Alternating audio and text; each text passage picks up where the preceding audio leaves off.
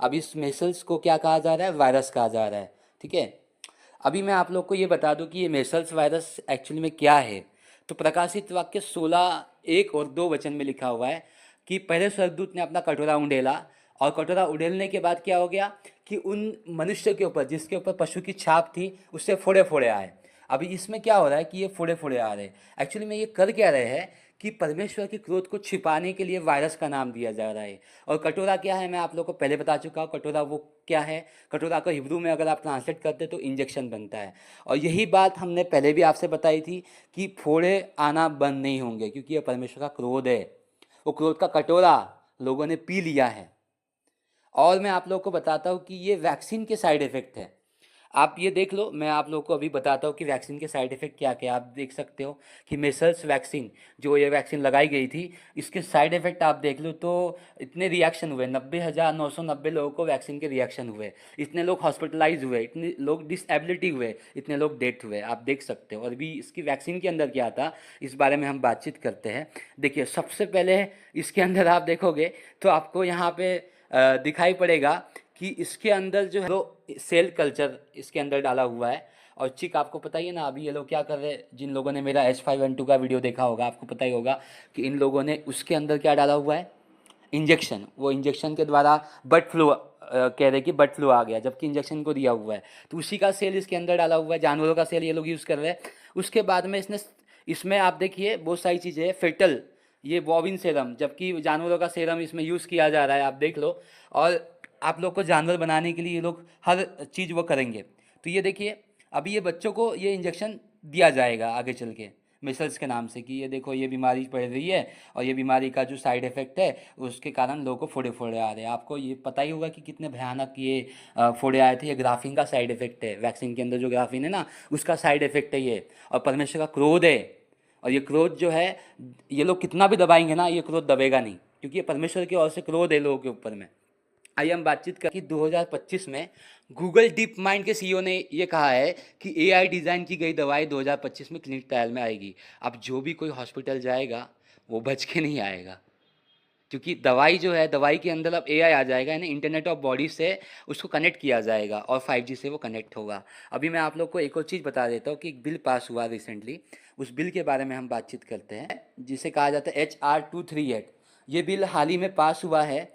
और इस बिल में क्या कहा गया आप देखिए, ये विधेयक यह स्थापित करता है कि कृत्रिम बुद्धिमत्ता यानी एआई या मशीन लर्निंग दवाओं को निर्धारित करने के लिए पात्र हो सकती है।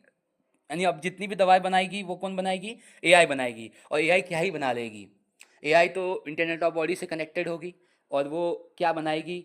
आपको सर्विलेंस करने के लिए वो चीज़ें बनाएगी। तो इस समय दवा खाना कितना घातक हो सकता है आप समझ सकते हो। मैं पहले भी आप लोगों को बता चुका हूँ, और कुछ वीडियो में मैं आप लोग को और भी चीज़ बताऊँगा। देखिए, आपको पता होगा ओरेकल का जो सीईओ है उसने भी यह बात कही है कि अब जो दवाई होगी, मतलब मेडिकल जो इंफ्रास्ट्रक्चर है, मेडिकल में जितनी भी दवाई बनेगी अब वो एआई बनाएगी। आप जरा इसको सुनिए। ये कंप्यूटर केंद्र अब तक का सबसे बड़ा था। हम जो कंप्यूटर केंद्र स्थापित करेंगे वह अब तक निर्मित सबसे बड़ा कंप्यूटर होगा। यह एआई व्यक्तिगत चिकित्सा को सक्षम बनाता है। व्यक्तिगत चिकित्सा मतलब जैसे कि आपको बुखार हुआ, आप डॉक्टर के पास चले गए, दवाई ले ली कोई भी, ठीक है, तो जितनी भी दवाई अब आएगी वो एआई से बनी हुई होगी। मतलब एआई उसको बनाएगी, जितनी भी दवाइयाँ होगी उसको एआई बनाएगा, और एआई बनाने के बाद क्या करेगा? इंटरनेट ऑफ बॉडी से आपको जोड़ देगा। इनका ये हम सभी को छुएगा। हाँ, इसके लिए भारी निवेश की आवश्यकता है, लेकिन इस निवेश का परिणाम ऐसे टीके होंगे जो कैंसर को रोकेंगे। आपको पता ही है अभी महाराष्ट्र जो गवर्नमेंट है उसने कि 0 से 14 साल के बच्चों को लगना चाहिए ये इंजेक्शन, ये बताया हुआ है। मैं आगे चल के आपको बताऊंगा कि कैंसर का टीका ये लोग लेकर के आए, वो भी फ्री में देने वाले। फ्री में अगर कोई भी चीज़ अगर दी जाए तो आप समझ लो कि फ्री में कोई भी चीज़ नहीं होती। यू आर प्रोडक्ट, मतलब आप प्रोडक्ट हो। जैसे व्हाट्सएप आपको फ्री में दिया हुआ है तो आप प्रोडक्ट हो, यूट्यूब आपको फ्री में दिया हुआ है आप प्रोडक्ट हो। आपकी इन्फॉर्मेशन उसके जरिए जा रही है। बता चुका हूँ सारी बातें कि कैसे कैसे क्या क्या है। व्यक्तिगत चिकित्सा, मुझे लगता है कि यह बहुत महत्वपूर्ण है। हम फिर कभी कोविड-19 जैसी समस्या का सामना नहीं करेंगे। हम जानते हैं कि कोविड कब शुरू होता है, जब केवल कुछ ही मरीज होते हैं, बजाय इसके कि महामारी बन जाए और इसे नियंत्रित करना बहुत मुश्किल हो जाए। यह एक बड़ा निवेश है जो पूरी मानवता से जुड़ा है। मानवता से जुड़ा नहीं है, शैतानों से जुड़ा हुआ है और तुम मानवता को बर्बाद करना चाहते हो। अब आइए हम देखते हैं कि ये लोग वैक्सीन को इतना प्रमोट क्यों कर रहे हैं, क्या है वैक्सीन के अंदर। तो आपको पता होगा मरकुस 13 अध्याय उसके 14 वचन में लिखा हुआ है, 14 वचन, जब तुम उस उजाड़ने वाले घृणित वस्तु को जहाँ उचित नहीं, क्या उचित नहीं, वहाँ खड़ी देखो, पढ़ने वाला समझ ले, तब जो यहूदी में वो पहाड़ पर भाग जाए। किसमें? यहूदी। यहूदी क्यों कहा गया है? क्योंकि यहूदियों के ऊपर अब परमेश्वर का ज़्यादा क्रोध है, परमेश्वर का बहुत क्रोध है यहूदियों के ऊपर, क्योंकि यहूदी लोग परमेश्वर की बात नहीं मानते हैं।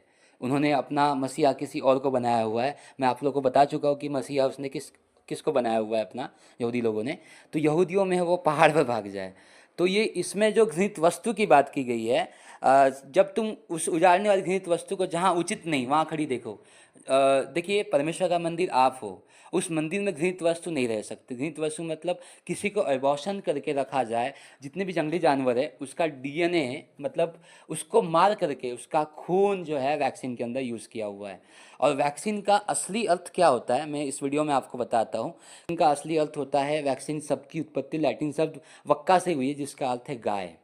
क्या अर्थ है? गाय। क्योंकि एडवर्ड जेनन द्वारा चेचक की रोकथाम के लिए विकसित किए गए पहले टीके में लोगों को काउ पॉक्स का टीका लगाया गया था। और अब ये मैं बात बता दूं आपको कि अभी न्यूज़ आ रही थी कि 21 मार्च को जो है वो लाल बछिया कुर्बान होने जा रही, जबकि मैं आपको बता चुका कि इजराइल एक नौटंकी खेल रहा है। इजराइल के अंदर जितनी भी चीज़ें हो रही है वो सब नौटंकी है, कुछ भी नहीं है। क्योंकि लाल बछिया कुर्बान होगी नहीं, क्योंकि लाल बछिया इन लोगों ने आपके शरीर के अंदर ही कुर्बान कर दी है। तो लाल बछिया आप कुर्बान नहीं होगी। और इस बात को मैं आप लोग को अभी इजराइल के न्यूज़ में लेके चलता हूँ कि इजराइल का कहना क्या है। देखिए, रब्बी एरियल, अब ये रब्बी खुद कहता है, इस समय यह स्पष्ट नहीं कि हमारे पास समारोह के लिए उपयुक्त लाल बछिया है या नहीं है। जबकि 2 साल पहले इनके पास में लाल बछिया बराबर थी, अभी लाल बछिया क्यों नहीं है? अब आइए यहीं पे आप पढ़ लेते। देखिए, इस समय यह स्पष्ट नहीं कि हमारे पास इजराइल में एक लाल बछिया है जो सत्यापन योग्य रूप से कोशेर है और समारोह के लिए उपयुक्त है। लगभग 2 साल पहले 5 बेहतरीन लाल बछड़े इजराइल लाए गए थे, ये बात तो हमें मालूम थी। अब ये कहा जा रहा है कि उनके बाल सफ़ेद होने लगे। तो ये लोग ना बेवकूफ़ बना रहे लोगों को, जबकि इनका षड्यंत्र वैक्सीन देना है, परमेश्वर के मंदिर को बर्बाद करने का षड्यंत्र इन लोगों का है। क्योंकि इनको मालूम है परमेश्वर का मंदिर कौन है, क्योंकि ये लोग बाइबल पढ़ चुके हैं और आप लोग बाइबल पढ़े नहीं हो, इसलिए आपको पता नहीं है ये क्या खेल चल रहा है। इजराइल के अंदर पहली बात तो वो टेम्पल तोड़ा नहीं गया, तो वो टेम्पल बनेगा नहीं, क्योंकि परमेश्वर ने टेम्पल आपको बनाया। अगर वो टेम्पल बन जाता है तो आपका महत्व क्या है, आपका इंपॉर्टेंस क्या है, इसमें कोई मतलब नहीं है। तो ये टेम्पल नहीं बनने वाला है, ये आपको बेवकूफ़ बना रहे। लाल बछिया भी कुर्बान नहीं होने वाली है 21 मार्च। क्या हमने तो उस टाइम बता दिया था कि अगर लाल बछिया उस दिन कुर्बान नहीं हुई ना तो कभी नहीं कुर्बान होगी, मैंने ये वीडियो में बताया था आपने। तो अभी हम बात करते हैं चल क्या रहा है अभी, ठीक है। तो अभी मैं आपको WHO की वेबसाइट पर लेके चलता हूँ, हिस्ट्री ऑफ वैक्सीनेशन।